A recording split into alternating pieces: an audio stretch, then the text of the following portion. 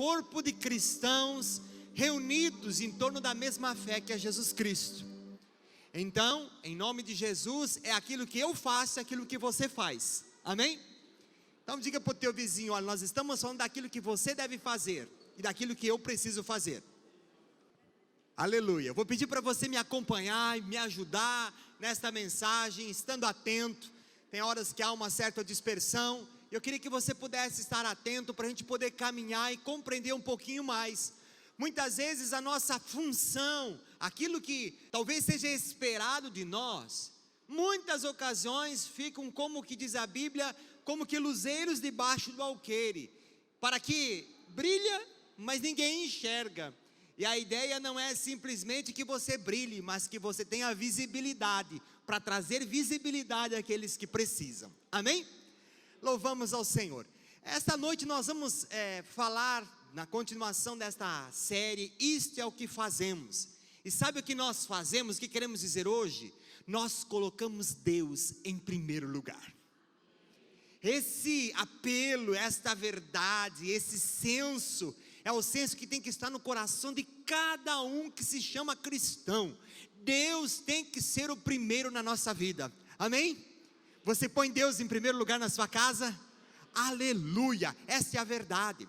Mas sabe, muitas vezes nós vemos Deus tendo alguns adversários, algumas coisas que concorrem para ocupar o trono que deve ser de Deus. Outras coisas se apresentam, e eu quero falar com você sobre isso nessa noite. Eu queria que você caminhasse comigo por um instante, imaginando que de repente alguém ligasse para você e dissesse assim: olha, você foi premiado, você ganhou uma viagem. Oh glória, ganhar uma viagem é uma coisa muito, muito boa, você vai ficar feliz com isso, não é verdade? Mas tão logo você recebe essa ligação, o que é que você vai fazer? Você vai olhar um pouco mais de perto para ver do que é que está se tratando. De repente você chega lá e descobre que de fato é uma viagem para você poder ir para um destino, e é assim mesmo, sem letrinhas pequenas lá no rodapé. E se você descobre que é isso, o que é que acontece? Você vai correndo, porque, como diz o ditado, de graça até injeção na testa. A expressão, no entanto, de repente você vai olhar e vai descobrir que você talvez tenha que gastar umas 2 horas do teu tempo para preencher formulários, relatórios, para depois você poder ir. Então você já fica um pouco mais relutante. Opa, pera, disseram que eu ganhei, mas agora eu já tenho que ficar fazendo alguma coisa? E você reluta um pouquinho, mas acaba indo. Mas de repente, em alguma ocasião, você descobre que aquela viagem, você vai ter que desembolsar uma certa quantia, mesmo que parcelada. E quando acontece isso, você diz: opa, eu preciso repensar esta situação. É assim que você pensa? Eu pensaria assim. Vamos pegar uma outra situação. De repente alguém lhe convida para você ir para um clube, para uma associação, um lugar muito bonito. E você vai e chega àquele lugar e você diz: uau, que lugar bonito, que lugar agradável para estar. E você volta uma segunda vez, trazendo a sua família. E você chega na portaria daquela associação e você paga uma entrada avulsa para você e tua casa conhecerem aquele lugar. E você e toda a tua casa diz: uau, que coisa linda. Mas agora, para você poder voltar àquele lugar, você precisa ser sócio, você vai precisar desembolsar uma quantia regular para poder se associar àquele clube. E aí você começa a pensar: olha, acho melhor eu repensar isso com carinho. É assim que acontece? Sabe o que eu quero dizer com isso? Sabe o que eu quero te instigar? Eu quero te mostrar que em muitas ocasiões nós somos dirigidos pelo dinheiro. As nossas decisões estão pautadas sobre quanto custa ou quanto vai custar, sobre qual o percentual disso em relação àquilo que eu recebo. Nós passamos a analisar as coisas à luz dos recursos, à luz das riquezas.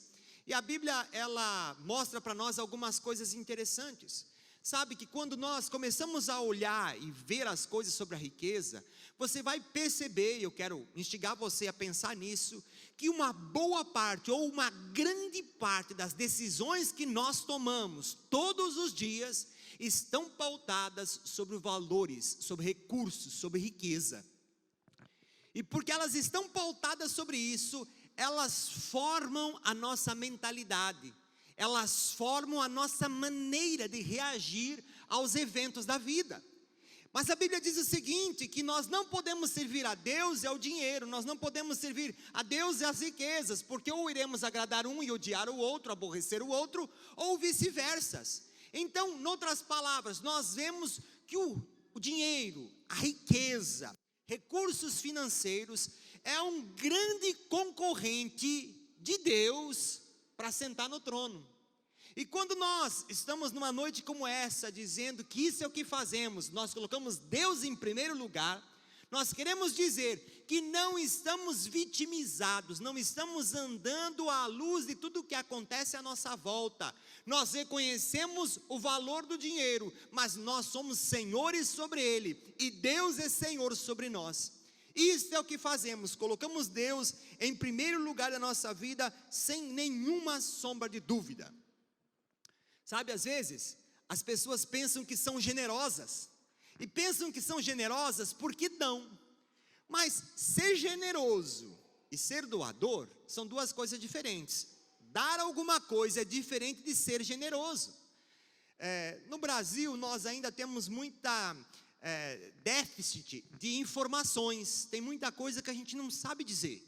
A gente usa mais o chutômetro para dizer tantos por cento. Mas existem muitos lugares que a estatística está muito mais rápida, que a informação está muito mais rápida. Eu escutei um relato interessante, falando sobre os americanos. E eles dizem que a maior parte deles pensam que não são ricos. Mas eles são. Tem lá sua casa, seu carro, seu bom salário, a sua vida muito estável. Mas, ao contrário, eles pensam que são muito generosos, mas não são. O índice de contribuição ou de generosidade do americano é de 2,8%, é o que eles contribuem. Eles pensam que são pobres, mas são ricos.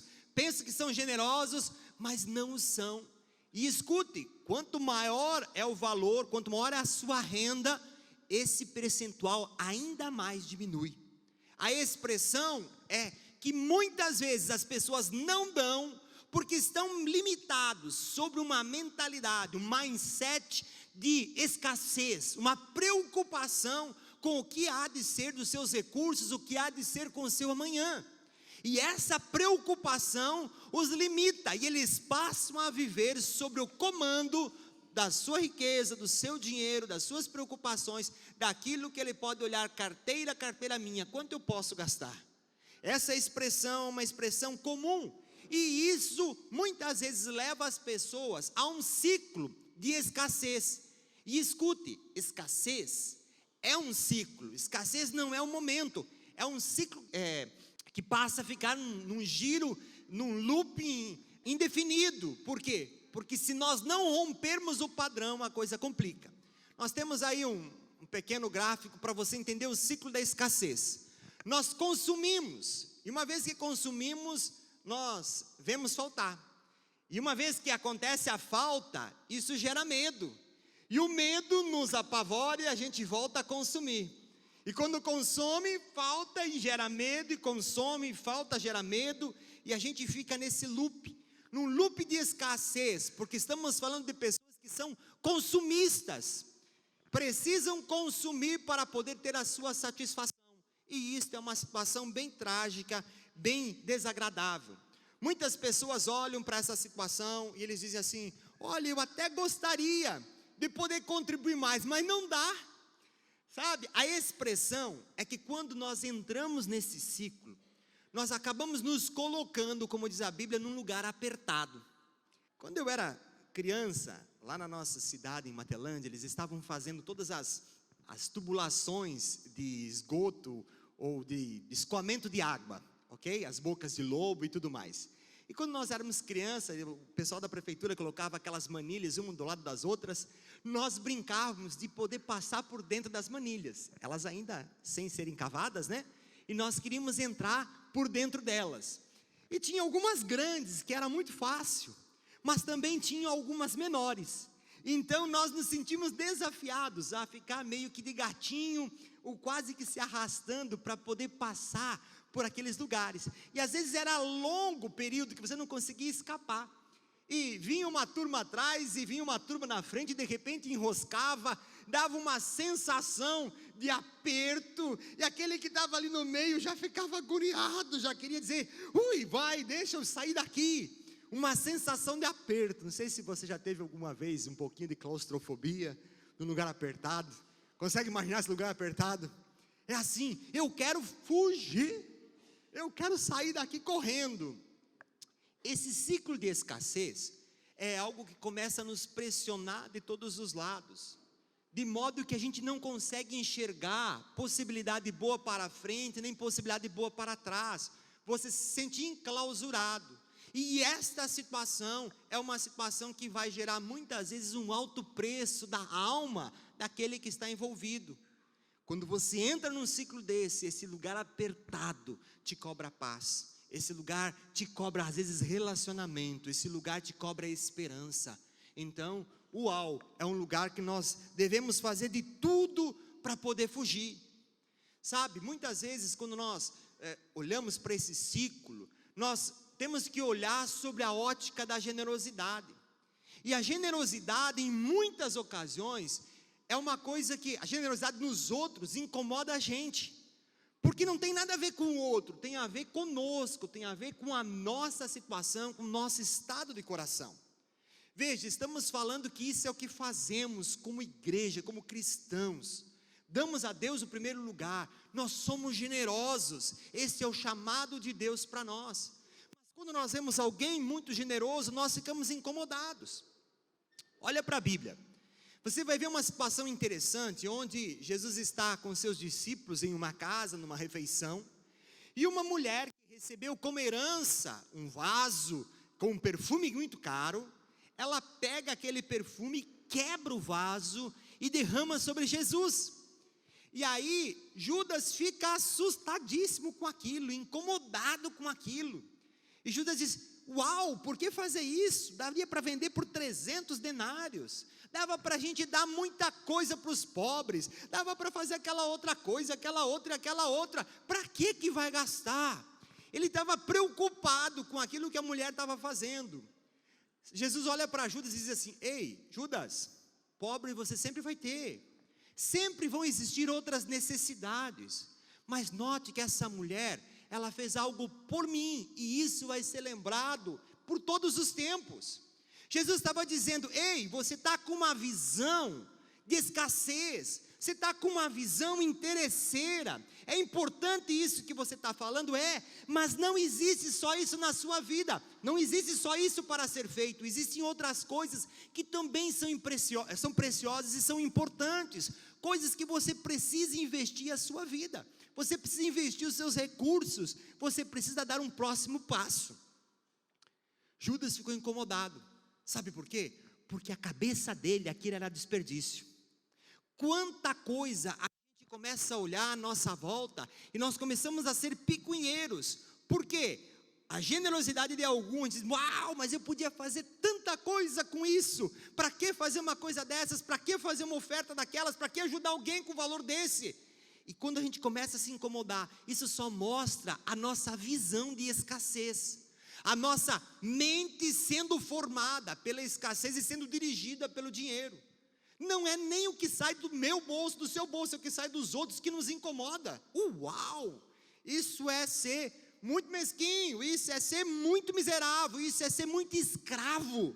E a Bíblia diz que Jesus veio para nos trazer libertação destas coisas. Amém?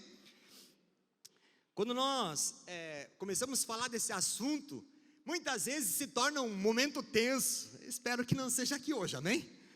Mas assim, está falando, está ali sentado, se tirar a cadeira não cai. Está tenso, tenso. Por quê? Porque falar de generosidade é uma coisa que incomoda, que perturba. Meu irmão, nós somos livres, amém?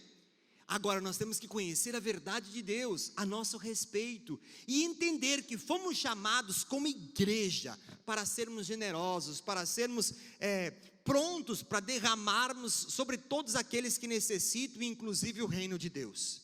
Isso é o que nós fazemos, nós colocamos Deus em primeiro lugar, amém? Você pode me ajudar a dizer para o teu vizinho o que é que a gente faz? Sabe, nós colocamos Deus em primeiro lugar. E porque nós colocamos Deus em primeiro lugar, sabe o que nós fazemos? Nós somos generosos. Nós damos generosamente. Tem um versículo aí que eu queria que você acompanhasse comigo. Diz assim: que cada um dê a sua oferta conforme resolveu no seu coração, não com tristeza, nem por obrigação, pois Deus ama quem dá com alegria. E Deus pode dar muito mais do que vocês precisam, para que vocês tenham sempre tudo o que necessitam, e ainda mais do que o necessário, para fazerem todo tipo de boas obras. Como dizem as Escrituras Sagradas, Ele dá generosamente aos pobres, e a sua bondade dura para sempre. Nós vemos a generosidade, a disposição de coração. Nós damos generosamente, não por constrangimento, não por obrigação, mas damos porque entendemos que como cristãos, esta é a nossa função, esta precisa ser a realidade a nosso respeito. Sabe, todo mundo ama essa disposição, Deus ama quem dá com alegria, as pessoas amam receber, isto é algo maravilhoso, isso muito, muito especial. Mas sabe por que nós fazemos isso? Por causa daquilo que Deus faz. Sabe por que nós damos generosamente? Porque Deus, Ele nos abençoa ricamente, olha lá, Ele multiplica abundantemente. Então olha o texto. É o mesmo 2 Coríntios, que diz assim: e Deus, será que é isso mesmo? Não é o nosso trabalho? Será que ali não seria talvez o esforço meu de todo dia? Será que talvez não seria ali os meus contatos? Será que talvez não seria a palavra, olha, a minha formação universitária? Será que é isso mesmo que diz a Bíblia? O que você acha? Diz a palavra de Deus: e Deus, que dá a semente para semear e pão para comer, Ele mesmo que faz tudo isso, também dará a vocês todas as sementes que vocês precisam. Eu acho esse texto lindo. Sabe por quê? Porque eu tenho que reconhecer que eu vou ser generoso, porque Deus quer multiplicar abundantemente. E Deus vai multiplicar abundantemente, primeiramente, Ele mesmo. Tudo começa em Deus, gente. Tudo começa em Deus. Ele mesmo vai proporcionar para nós tanto pão quanto semente. E então Ele vai multiplicar para que a gente tenha abundância. É isso que diz o texto? Veja lá. O texto diz: então Deus vai te dar pão e semente e você vai ter fartura. Em última instância, você vai ter fartura. Mas qual é o caminho até a fartura? Deus vai nos dar o quê? Eu vou te ajudar com o texto, vá lá. E Deus que dá semente para semear e pão para comer, também dará a vocês todas as bênçãos que vocês precisam. Todas as? Você está aí comigo? Amém? Você está bravo comigo? Esse assunto te incomoda? Olha lá, se ele ficar quietinho e dizer: olha a escassez, irmão. Olha lá, Deus vai nos abençoar com sementes, e Ele vai fazer com que essas sementes possam ser multiplicadas, e nós podermos receber abundantemente. Escute, Deus quer lhe abençoar. Nós somos generosos porque reconhecemos a generosidade de Deus para conosco. Nós somos generosos, sabe por quê? Porque Deus multiplica e nos abençoa a partir da nossa generosidade.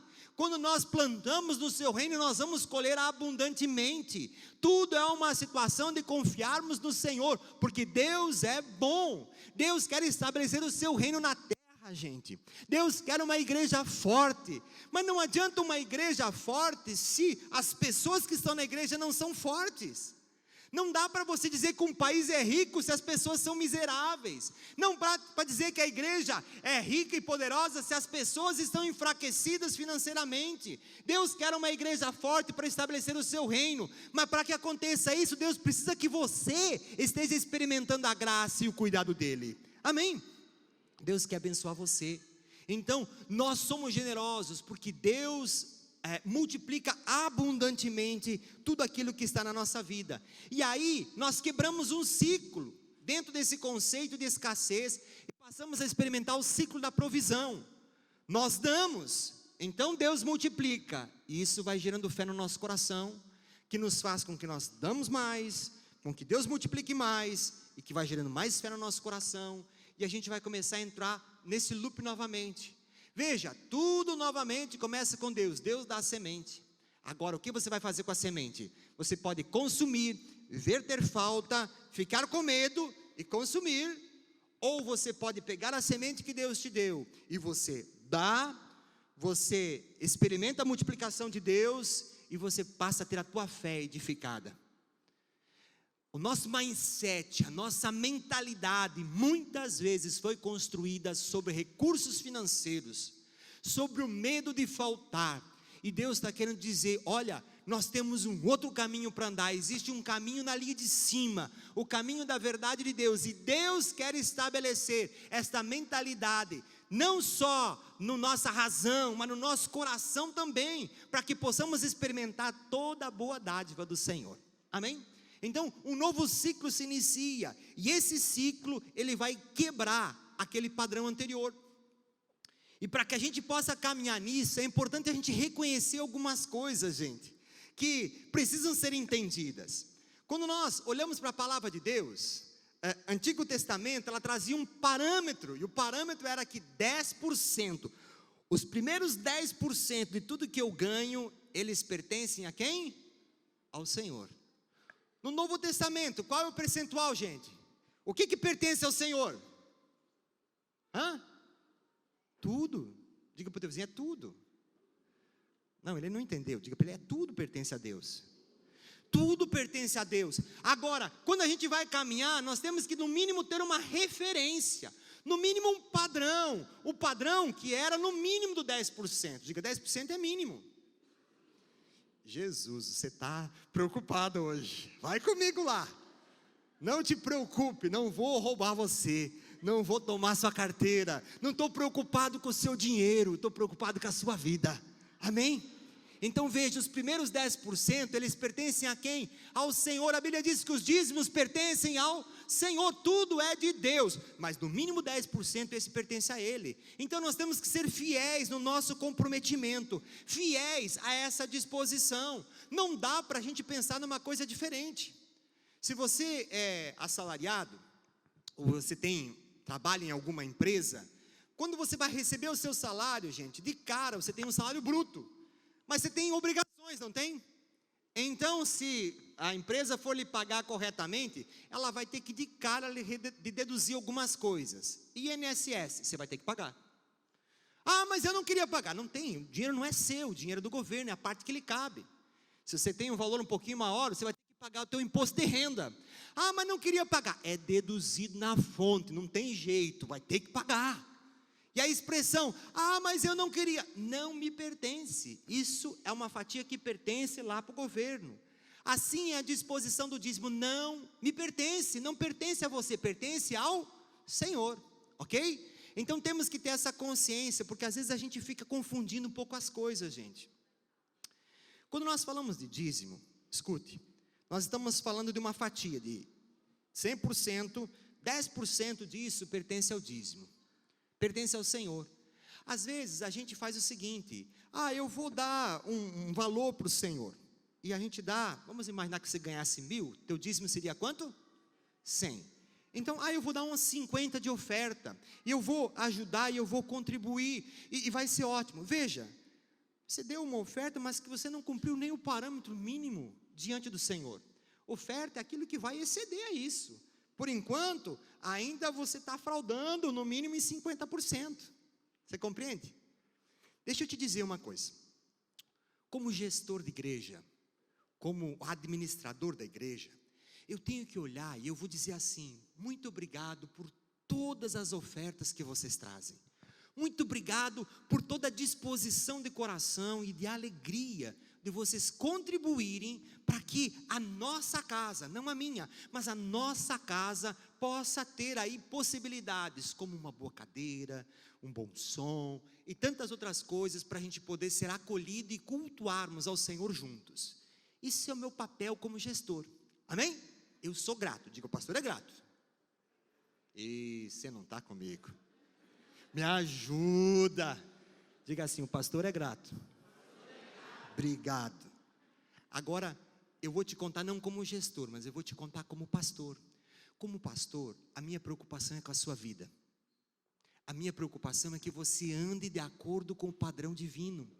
Que você não deixe a sua vida sucumbir a uma programação mental de escassez ou de riqueza, mas você poder andar de acordo com a verdade de Deus.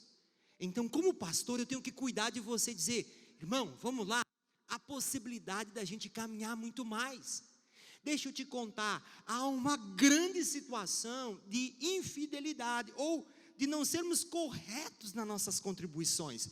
Isso é uma realidade, e eu vou te dizer, não é uma realidade de outro lugar, é uma realidade aqui nossa.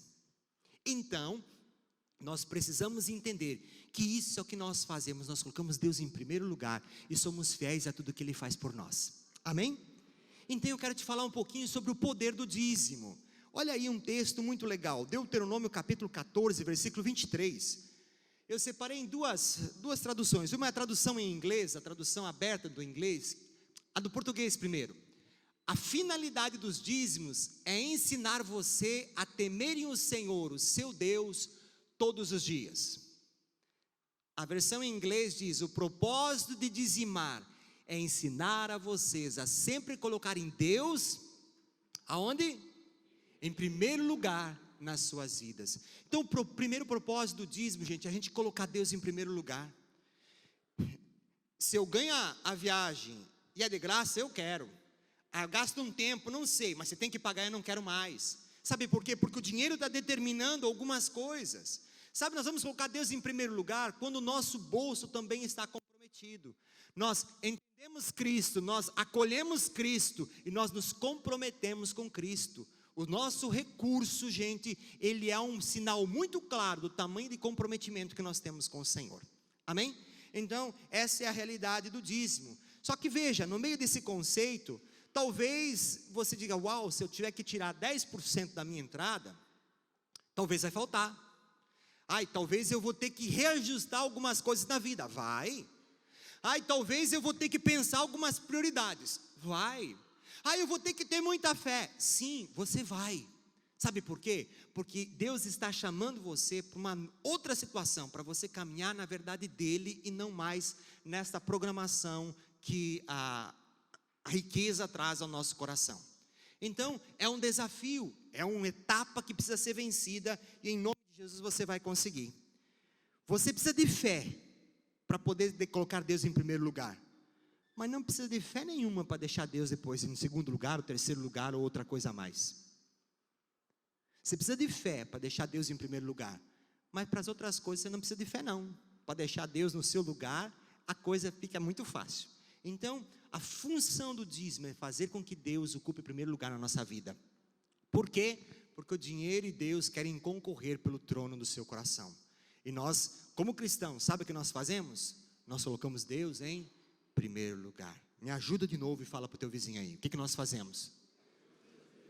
Aleluia, muito obrigado. O dízimo, segundo a situação, ele constrói a nossa fé. Olha que interessante o texto. Tragam todos os dízimos, o dízimo todo ao depósito do templo, para que haja alimento em minha casa. Ponham-me à prova, diz o Senhor dos Exércitos, e vejam se não vou abrir as comportas do céu e derramar sobre vocês tantas bênçãos que nem terão onde guardá-las. Impedirei que as pragas devorem suas colheitas e as videiras nos campos não perderão o seu fruto, diz o Senhor dos Exércitos. A expressão de Deus falando assim: olha, quando você caminha comigo, Ele diz: você me dá, e então você vai ver eu abençoar. Ele está te chamando para você poder andar num processo de fé, dar a primazia do que temos e o melhor do que temos para o Senhor. Quando nós fazemos isso, nós vamos experimentar a continuação do texto que diz: então eu vou fazer com que você seja uma terra abençoada, com que você possa receber coisas que até então você não podia receber. Deixa eu te contar, até os gurus financeiros, gente que não conhece nada de Deus, que ama riqueza, que ama dinheiro, reconhecem que as coisas que acontecem à nossa volta, elas têm um fator diferente. Nem todo mundo que trabalha bastante é rico, nem todo mundo que trabalha pouco é pobre, nem todo mundo que é inteligente consegue trazer recursos para sua casa, e nem todo tolo vai passar fome. Pelo contrário, às vezes alguns tolos têm muita riqueza. E aí como é que você explica isso? Sabe por quê? Porque existem algumas situações que transcendem a minha, a sua, as nossas habilidades, os nossos contatos, as nossas competências. É claro que nós temos que ser competentes, é claro que temos que ser hábeis, é claro que temos que nos orientar, nos instruir, temos que procurar a excelência em todas as coisas, principalmente porque somos filhos de Deus. No entanto, temos que reconhecer que tudo procede de Deus, e se Deus não fizer, nós temos um céu fechado que a gente não experimenta nada, não consegue nada. Mas se Deus abrir a porta, nós vamos experimentar um céu aberto para poder nos abençoar. Então o dízimo, ele vai edificar a sua fé, ele vai desafiar você a dar um passo além. Amém? Deixa eu lançar um desafio para você. Nós temos esse ano lançando alguns desafios, não é verdade? Fizemos aí uma série maravilhosa no início do ano, onde falamos muito sobre isso. E semana passada a pastora Mariana lançou um desafio para que aqueles que estivessem em disposição de fazer uma coisa pelo Senhor, tivessem a possibilidade de abrir um PG por 60 dias. 60 dias era o desafio da semana passada, né? Algumas pessoas responderam positivamente. Se você ainda não respondeu, fique atento, vamos ter o treinamento agora sexta-feira, para poder qualificar ou trazer habilidade para você fazer o PG. Agora, nesta semana, eu quero fazer um desafio diferente para você. Escuta o desafio. Você experimentar, como diz a Bíblia: tragam todos os dízimos à casa do tesouro e fazei prova de mim. Eu quero desafiar você que ainda não é um dizimista, que você ainda não é uma pessoa que contribui com generosidade. Eu quero desafiar você a fazer isso durante 3 meses. 3 meses ser dizimista. Note que situação delicada. E eu achei que eu nunca fosse falar isso na minha vida. Escute. Pastor chegar para você e dizer: olha, vamos fazer um desafio. Por 3 meses você não vai pecar. Depois você pode pecar à vontade. Dá para imaginar um negócio desse? Não dá, por quê? Porque Deus nos chamou para viver uma vida em santidade, não é verdade? Agora, quando chega a contribuição, existe uma programação mental, existe os nossos olhos voltados para as circunstâncias, existe um ciclo de escassez e que tenta te aprisionar. Então eu quero desafiar, se você é um dizimista, amém, continua, meu irmão. Sabe por quê? Só para nós, isso é para o resto da vida. E isto vai ser bênção para você por resto da vida. Aproveita. Agora, se você não é, deixa eu te desafiar. 3 meses. 3 meses te lança no Senhor e experimenta. De repente você vai dizer: ai pastor, eu não tenho. Deixa eu te dar uma orientação. Quando eu era jovenzinho, estava lá nas primeiras classes da escola, eu tinha um professor de educação física que colocava a gente ficar correndo no sol quente em volta da quadra. Ele não dava outra coisa não aquilo. E quando ele queria mudar alguma coisa, ele colocava a gente lá para fazer apoio.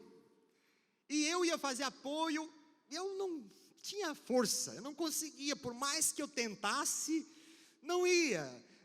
Baixava o quadril, mas o peito não abaixava. E quando tinha que levantar, não tinha jeito, eu não conseguia. E eu olhava para um colega meu, ele fazia tudo com facilidade. Ele praticava um outro esporte, e aquele esporte ele desenvolveu isso. E era muito fácil, sabe? Com o passar do tempo, eu fui me melhorando, vamos dizer assim, eu fui treinando, eu fui me preparando. Hoje, se precisar fazer apoio, eu consigo fazer muitos apoios. Sabe por quê? Porque eu treinei. Quando você tem a disposição de fazer alguma coisa, de cara você não consegue. Mas conforme você for fazendo algumas flexões, conforme você for fazendo alguns apoios, conforme você for fortalecendo a sua fé, você vai descobrir que você consegue fazer muito mais do que você acreditaria que um dia você poderia. Então, para esse desafio, deixa eu te dizer, você tem que se exercitar para conseguir chegar lá. Amém? Mas eu vou deixar o desafio para você, 3 meses, ok? Se você quiser captar isso do Senhor e quiser experimentar, faça isso com alegria. E depois dos 3 meses, venha me procurar. Ok, seu pastor? Não funcionou. E eu vou chegar com você e vou dizer, se não funcionou, é por conta de Deus. Vai, meu irmão, e não peque mais. Porque não sou eu o responsável por isso. Eu quero é te abençoar. Amém? No meio dessa situação, é importante a gente entender que 90%, gente, com Deus, dá para fazer mais do que 100% sem Ele. 90%. Sendo fiéis, vai fazer com que a bênção de Deus abunde sobre nós, muito mais do que se a gente retesse tudo, ficasse com 100% e ficasse por nossa conta e risco. Então, há um milagre no meio disso tudo, e é importante você caminhar. Sabe, quando a gente começa a falar de dízimo, cada um tem uma experiência. Quando eu me converti e eu entendi desse assunto, eu preciso ser franco contigo, eu nunca tive dificuldade em dizimar. Eu estaria mentindo se fosse uma coisa diferente. Eu entendi que era isso que todo cristão devia fazer, e eu comecei a fazer. Na época eu vivia uma situação financeira muito abastada, graças a Deus. Então eram valores significativos, graças a Deus. Eu sempre disse, eu quero dar dízimo de 1 milhão. Se eu dou dízimo de 1 milhão, quanto é que eu ganhei, gente? Bilhão, né? Ou 100 milhões, para ser mais exato. 1 milhão, 10 milhões, obrigado. Desculpa a matemática. A expressão, no entanto, é, sempre fui pronto para dar. E nesse processo de vida, gente, tem épocas em que quando você tem é fácil, e quando você não tem, não é tão fácil. E tudo na vida é cíclico, tudo na vida vem e vai. Sabe, quando alguém fala para você de perdão, perdão é um assunto maravilhoso, principalmente quando tudo vai bem. Mas se de repente alguma coisa ruim acontece, e aí você tem que aplicar o perdão naquele momento, agora que nós vamos ver quão forte está a sua fé e o seu comprometimento com Cristo. Assim o dízimo. Então passamos momentos de muita abundância, e de repente passamos momentos de escassez. Bateu um caminhão meu, bateu um carro atrás, morreu uma pessoa, o outro roubaram, o outro levaram, a coisa uau, e agora? Bom, agora é o momento mais difícil. Eu lembro que uma vez roubaram um caminhão, e eu já estava sendo pastor na igreja em Medianeira. Eu tinha uma prestação para poder pagar do caminhão, quem mexe com transporte sabe que sempre há financiamentos. Tinha uma prestação para poder pagar, e eu tinha que pagar com o salário que eu recebia na igreja, que era desse tamanho. Então, um tempo difícil que nós passamos, mas nesse momento difícil que nós passamos, sabe, a fidelidade continuava, porque é nos bons momentos e nos maus momentos nós entendemos que Deus há de abençoar. Esses momentos de baixa, esses momentos de vale, são momentos de mostrar quão firme está a sua fé no Senhor. Nós passamos por aquele momento e graças a Deus aquele momento passou, a gente continua sendo absolutamente fiéis ao Senhor e seguindo e experimentando as bênçãos de Deus em outras coisas. A Bíblia diz, olha, eu te coloquei lá e fiz você passar fome, passar necessidade, para que você saiba que não só de pão viverá o homem, mas de toda a palavra que procede de Deus. Deus é quem nos sustenta. Então nós vamos experimentar algumas coisas. Só que eu tive alguns amigos nessa caminhada que olhavam para o dinheiro de um jeito diferente, eram muito apegados ao dinheiro. Então toda vez que entenderam que como cristão era isso que faziam, colocavam Deus em primeiro lugar, então tinham que ser generosos e fiéis nos seus dízimos, ele pegava e separava aqueles valores no envelope, e aí ele chegava, eu podia fazer isso, eu podia fazer aquilo, com isso aqui eu podia comprar aquilo, com isso aqui eu podia pagar aquela conta, com isso eu podia fazer. E de fato, gente, se eu pudesse dizer, na hora da contribuição eu tinha quase que fazer uma oração de descarrego. Pega o envelope e vai levar, você tinha que orar, solta em nome de Jesus, de tão agarrado àquele envelope. Só que isto é uma fase que você precisa vencer. E quando você vencer, você vai descobrir quão bom é estar nas mãos de um Deus vivo que quer nos abençoar. Não ser conduzido pelas circunstâncias, não ser conduzido só por aquilo que acontece à nossa volta, gente, mas a gente poder saber que Deus está conosco. Há um decalque muito interessante: eu não estou em crise, eu estou em Cristo. Então, essa verdade, eu quero desafiar você a poder caminhar. E isso, meu irmão, a gente vai crescendo um degrau após outro degrau, mas a gente só vai começar se a gente der o primeiro passo. Então deixa eu desafiar você a procurar ser fiel ao Senhor, porque o dízimo vai edificar a nossa fé. E para poder encerrar, o dízimo, ele provê para o trabalho da igreja de Deus, ele dá condição para que a igreja possa fazer o seu papel. E quando eu falo igreja, eu estou me referindo não a uma instituição, eu estou falando a mim e a você, cristãos. Quando o recurso surge, nós como cristãos podemos fazer coisas que até então nós não poderíamos. Pare e pense um instante, um tempo que nós estamos aqui. Pense quantas pessoas saíram do reino das trevas e vieram para o reino da luz. Pensa um pouquinho, onde você estava há um tempo atrás? Pensa quantas pessoas que agora se transformaram em embaixadores do reino de Deus. Não simplesmente saiu das trevas, mas agora é um defensor do reino de Deus e está propagando os valores do reino de Deus. Isso é o que nós fazemos. Nós levamos discípulos a serem generosos, fiéis, discípulos seguidores devotos ao nosso Senhor. Então, quando nós temos o recurso, isso pode acontecer. Quantas famílias restauradas, gente. Quantas vidas libertas das garras do diabo. Quanta oração de libertação já aconteceu.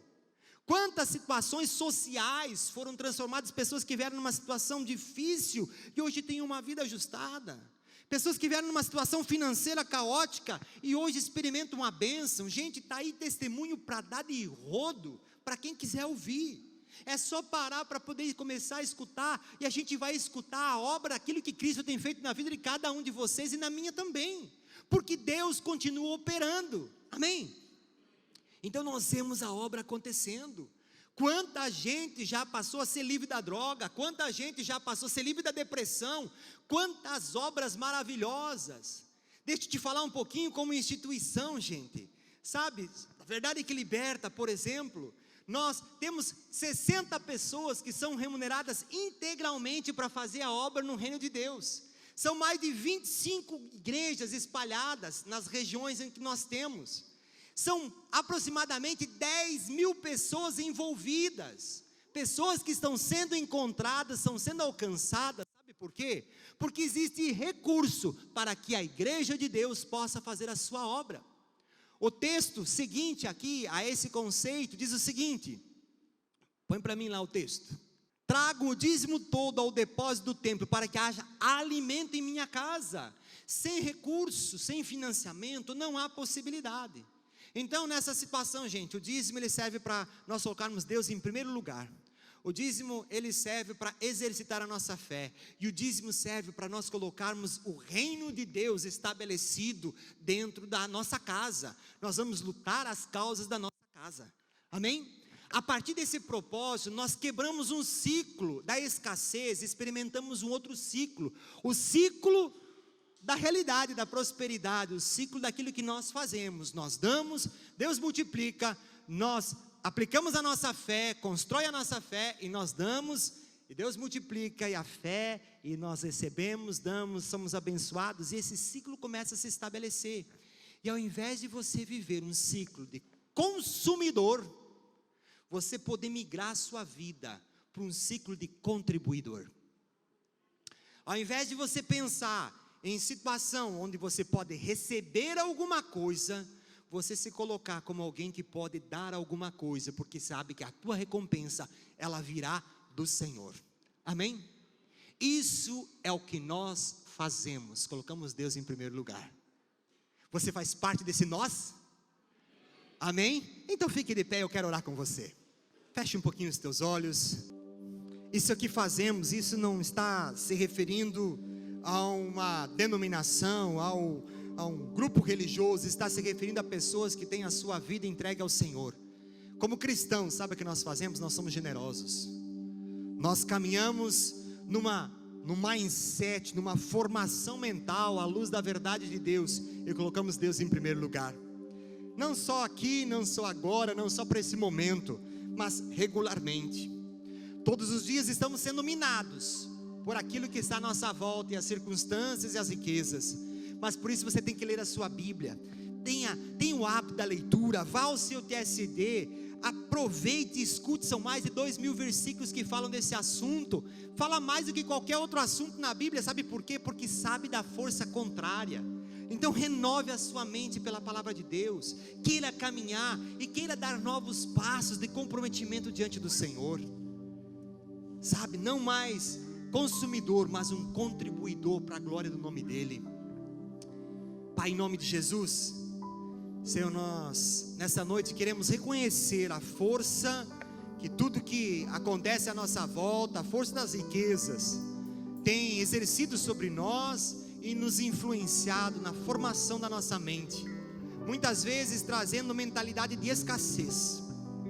Deus, nós queremos clamar a Tua graça, pedindo que o Teu Espírito, Senhor, tome a Tua palavra como uma semente e faça, Deus, dentro do nosso coração brilhar a Tua luz e todas as coisas ficarem claras, vivermos de conformidade com Tua verdade, de conformidade com a Tua disposição, de conformidade com a Tua intenção, porque sabemos que o Teu plano para conosco é um plano de abundância. Em nome de Jesus, não só queremos caminhar deste modo, mas Deus, eu quero clamar, Senhor, pela vida de cada um que aqui está. Deus, alguns, Senhor, com grande comprometimento, com profundas convicções. Outros, Deus, sem uma convicção tão grande, por isso sem um comprometimento tão grande. Mas Deus, eles estão aqui porque eles querem caminhar para Ti. Por isso, Deus, eu quero clamar pela vida deles. Vem em socorro, vem trazer convicção ao coração. Vem operar, Senhor, de acordo com o Teu Espírito. Vem realizar, Senhor, aquilo que só Tu podes fazer, que é transformar um coração humano, Senhor, que é mudar a mentalidade de cada um que durante tantos anos foi submetido a estas mesmas mensagens. Eu clamo, querido Deus, Senhor, pela vida de cada um, que possa experimentar o Teu melhor, e como igreja entender, Senhor, o Seu chamado, como cristão entender o Seu chamado, e assim glorificar o Teu nome, Senhor, acima de todas as coisas. É o meu clamor, Deus. Abre portas, derrama bênçãos em abundância, e que o Teu povo possa experimentar, Senhor, o milagre da Tua intervenção, de modo que todos possam olhar e dizer: grandes coisas o Senhor tem feito por nós, em nome de Jesus.